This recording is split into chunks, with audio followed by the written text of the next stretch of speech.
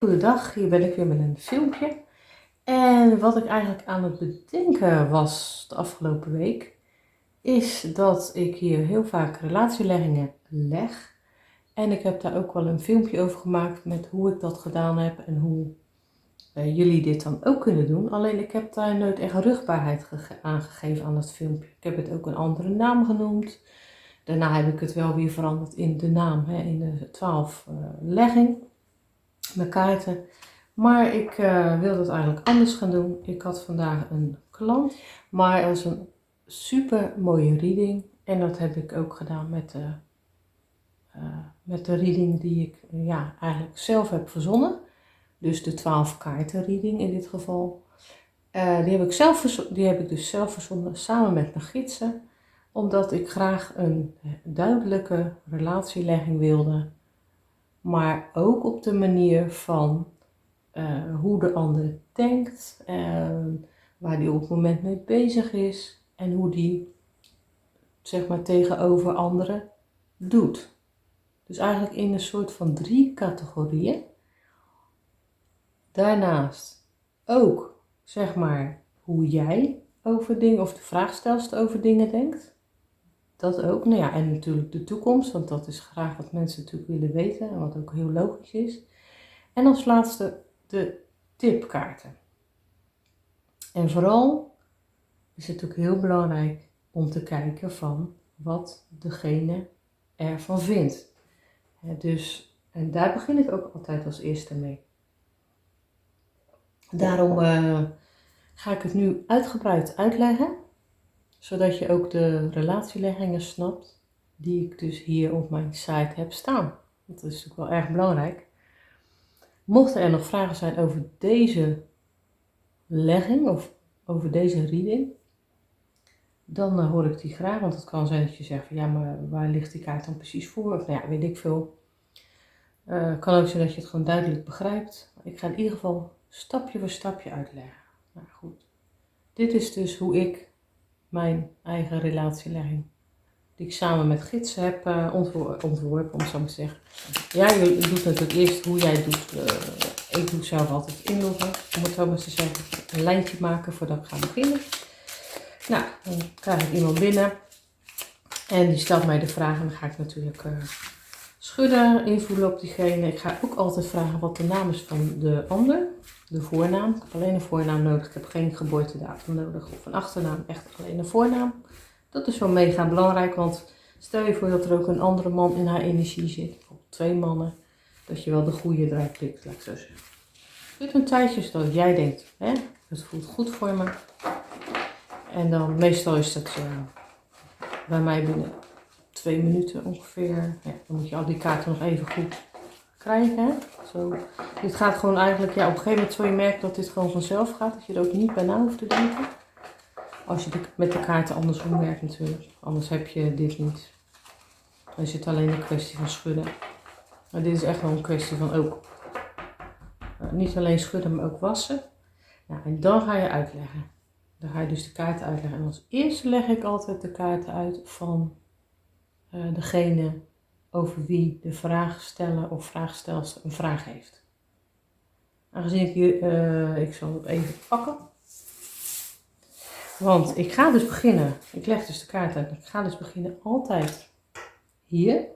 En dat is de kaart die laat zien waar diegene op dit moment het meeste mee zit in zijn hoofd. Maar wat hij niet zegt. Dus hier zit hij het meeste mee in zijn hoofd, maar hij zegt het niet. Nou, daarna leg ik de kaart. Ik kan natuurlijk, dit gaat eigenlijk heel erg op gevoel. Het kan dus zo zijn dat ik ze leg en dat ik ze bij elkaar leg als een setje. Meestal leg ik hier eentje maar van. En hier leg ik er meestal 2 of 3 van in het midden. Maar het kan ook zijn dat ik het zo leg. En in dit geval klopt dat, was zo gelegd. En dan van hoe degene echt naar buiten is. Dus hoe is degene naar buiten toe. Nou, dat zijn meestal ook 2 kaarten of 3 kaarten, soms 4 kaarten, maar meestal 2 à 3 kaarten die in dit geval gewoon gekoppeld zijn. Dus dit is wat ik neerleg voor degene over wie de vraag gaat. Nou, in dit geval, je weet het, kruis is vaak voor het einde en zo, dat soort dingen. Maar ik kreeg meteen door karma. Dat is niet vaak. Want karma stukken en zo, dat is niet zo vaak dat ik doorkrijg, maar dit was duidelijk karma. En het spiegelen van elkaar. Dat krijg ik ook al meteen door. En dit was het eigenlijk het binnenste waar hij mee bezig is het spiegelen van hun relatie aan elkaar. Dat is op zich heel mooi. Nou, dan kreeg ik door, zeg maar, wel een goed contact. Dus het contact is wel oké. Maar hij kan wel ineens iets zeggen met een soort vlijmscherpe tong. En daar kreeg ik deze weer voor. Dus een vlijmscherpe tong. Ja, deze kaart staat vaak voor dat er ineens iets, verdwijnt. En zeker als die zo ligt, dan is het eigenlijk vanuit de ander vaak dat er iets verdwijnt. Of de relatie niet goed gaat. Maar waar het ook voor kan staan, is bindingsangst.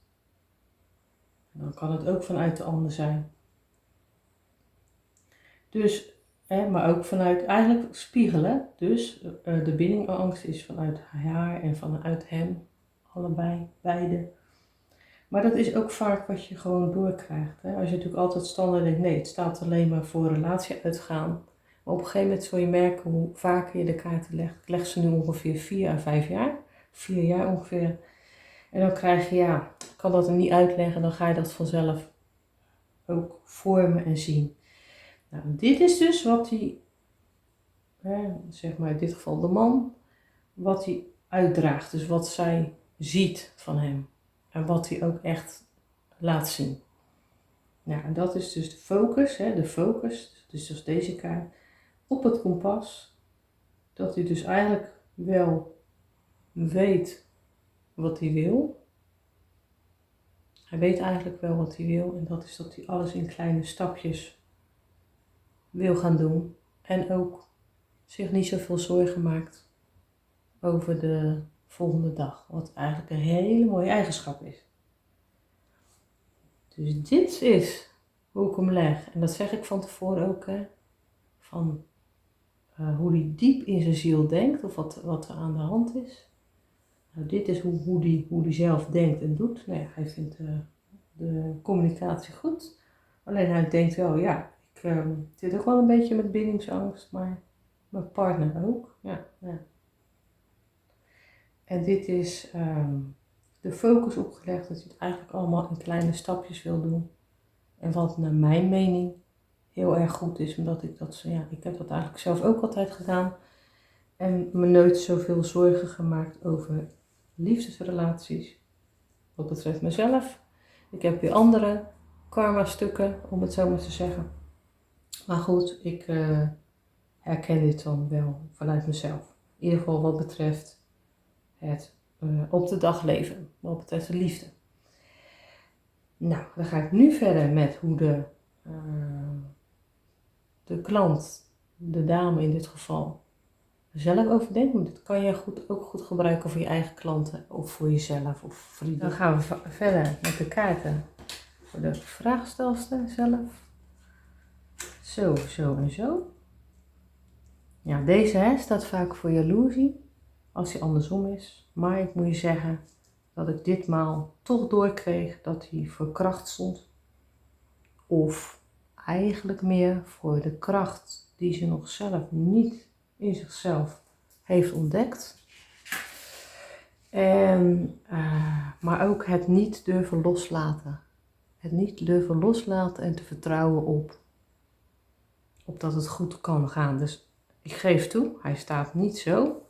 Dus hij staat niet voor hulp of wat dan ook. Hij staat gewoon voor zo. Maar het hoeft niet altijd om jaloezie te gaan. Het kan ook gaan om kracht. En de kracht hervinden in jezelf. En het loslaten. Nou, en het loslaten, en dan zeker omdat het kindje erbij staat. Het loslaten van dat je niet gelooft. Of dat je het moeilijk vindt om te geloven in dat iets niet zomaar vanzelf kan gaan groeien. Ja, dus die angst, die zie je hier wel in die kaarten. En hier zie je dan weer de vrijheid. De vrijheid, dat het staat los. Het is los van elkaar. Dus de vrijheid is zo belangrijk. En een nestje bouwen. En heel erg graag juist wel dat gevoel willen hebben om samen te zijn. En ja, dat is super, natuurlijk is dat super dubbel. Maar zo werkt het vaak wel. En dan gaan we naar de toekomst. En ik leg hem dus altijd van de vraagstelsel, leg ik de kaart altijd hier neer, in dit hoekje. En ja, van de man dus, of tenminste van degene om wie de vraag gaat, leg ik even altijd zo. En dan leg ik de kaarten zijn van de toekomst, die leg ik altijd gewoon zo hier neer. Dus ik zal ze nu even hier neerleggen, anders zijn ze buiten beeld. Nou, dat is dus ook weer het vertrouwen in jezelf krijgen. Dus het vertrouwen echt in jezelf krijgen. Deze kaart was gekoppeld, doordat je weer die verandering krijgt. Ja, dus en als je dat optelt, is het 21, dat is de bergen. Dus de verandering in de problemen. Dus de verandering in het goede juist, om die problemen los te kunnen laten. En dat zou wel mooi zijn, dat dat echt gaat veranderen. Dus het vertrouwen in jezelf weer een boost gaat krijgen en daar dus weer een verandering in komt. Zodat je er ook van gaat leren. Dit is dus de leerkaart en dat je het allemaal achter je kan laten. Kijk, en hoe mooi is dat. Dus, maar die kaart ik leg hem altijd meestal ietsje verder neer, maar dan is die nu buiten beeld. Laatste, ik zal deze even hier leggen. Leg ik de tipkaarten. Dus wat kan diegene doen? Of wat kan jij doen, daar gaat het eigenlijk om. De vraagstelster kan doen, of jullie samen kan doen. Dat is ook wel mogelijk. Nou, het is niet meer zo ontzettend nadenken. Geen brein meer in je hoofd. Niet meer nadenken van, oh, die angst. Dit is ook angst. Wat gaat die liefde mij brengen? En gaat het wel goed? En oh, en jee. En nou ja, dat. Dus niet meer die angst voor de muizenissen, om het zo maar te zeggen. Dat piekeren. Dat loslaten, dat is echt een hele goede. Dat zou je natuurlijk kunnen doen door te zeggen healing, karma healing ook in dit geval. Maar healing, grondigingsoefeningen, maar ook het boek Liefdesbang van Hanneke Kuppen. Of Hanna Kuppen. En nou ja, kijk, door de zware wolken weer het licht kunnen gaan zien. Dat is gewoon, dat is dan de tip, dat zijn de tipkaarten. En dit ligt dan weer los en dit ligt dan weer vast. En daar kun je dus weer mee spelen. Je kan het ook weer optellen. Ga ik nu even niet op in. Maar je kan het ook allemaal gewoon optellen bij elkaar. Zodat je nog meer inzicht krijgt. Goed, wat ook leuk is, ik heb ook zeg maar de kaartjes. Ik doe meestal ook wel een paar kaartjes erbij. Om nog dieper in te gaan op het geheel. Dus op hoe denkt degene over wie de vraag gaat. Hoe denkt de vraagstelster of vraagsteller. Hoe gaat de toekomst en wat voor tips kan je geven. Maar dan leg ik ook meestal wel een kaartje bij. Om daar nog specifiek op in te gaan. Daar wil ik ook even op ingaan.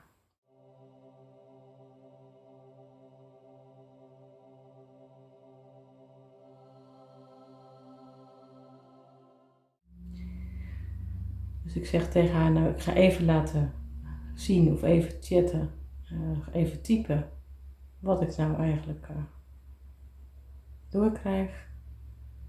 En ik dacht, dit is een hele mooie voor hem. Ik durf mijn kwetsbaarheid te laten zien. Toen zegt ze tegen mij, dat zei hij van de week tegen mij. Nou, hoe mooi kan je het in de energie hebben.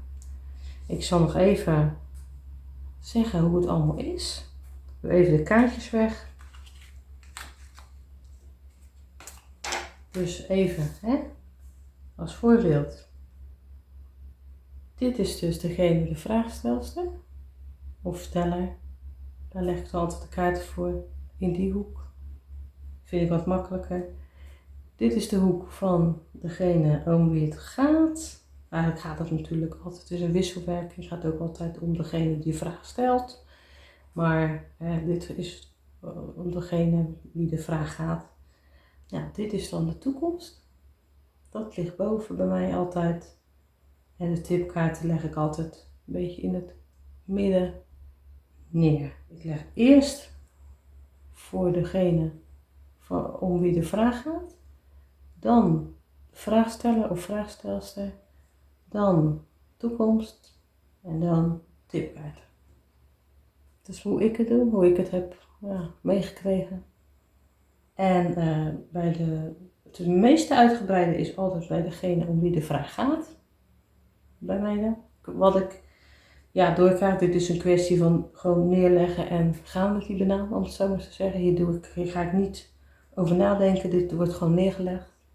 Ja, na de hand ga ik over nadenken, maar niet van. Dus ik leg het gewoon neer. Er wordt ook altijd of het gaat dat het neergelegd wordt aan elkaar of los, dat zie ik vanzelf. Nou, dit is dus waar degene op het moment erg mee zit of wat er heel erg speelt, maar in ieder geval wat de bedoeling is. Dit is hoe diegene denkt, maar het niet zegt. Of wel zegt, maar het gaat in om hoe degene denkt, waar is degene mee bezig. Dit is wat hij zegt en denkt en doet.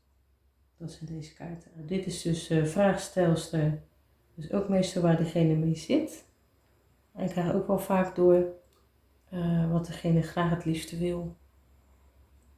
Dus iets beknopt er altijd. Dit is dus de toekomst. Meestal krijg ik er 3 kaarten van door. Ja, dat is tipkaarten. Dus ook super belangrijk. Want ja, als je wil veranderen. Daar zijn de kaartjes. En dat zorgt er weer voor een andere toekomst. Om het zo maar eens te zeggen. Nou ja, en dan deze kaartjes erbij. Die ik altijd wel, of altijd. Als het een uitgebreide reading is, gebruik ik die. En meestal krijg ik vanzelf dingen door die diegene gezegd heeft. Dus ook nu weer. Meestal typ ik van die gezegdes en zo. En dat schijnt, heeft diegene dan ook gezegd. Maar in dit geval was het een kaartje. En eigenlijk precies wat hij zei. Dus dat hij zijn kwetsbaarheid durft te laten zien. Nou, goed. Dit is dus de reading zoals de korte readingen hier zijn. En zoals ik die zelf doe. Dan weet je in ieder geval hoe dat werkt. En dan heb ik het nu echt uitgebreid uitgelegd. En dus ik zou zeggen, doe er je voordeel mee. En mocht er dus vragen zijn over de reading, hoe ik dit gedaan heb. Met dat apart allemaal. Dan hoor ik het graag. En je kan dit natuurlijk ook terugkrijgen in de video's die ik heb gemaakt. En dan, kan het zijn dat je daar ook denkt van oké, hoe zit dat en dat dan? Maar in ieder geval gaat het niet om readings van jouzelf. Dat is niet wat ik doe. Ik maak video's hier. En dat is een goede aanvulling voor jou. Nou, in ieder geval leuk dat je hebt gekeken. En ik zou zeggen tot de volgende keer weer.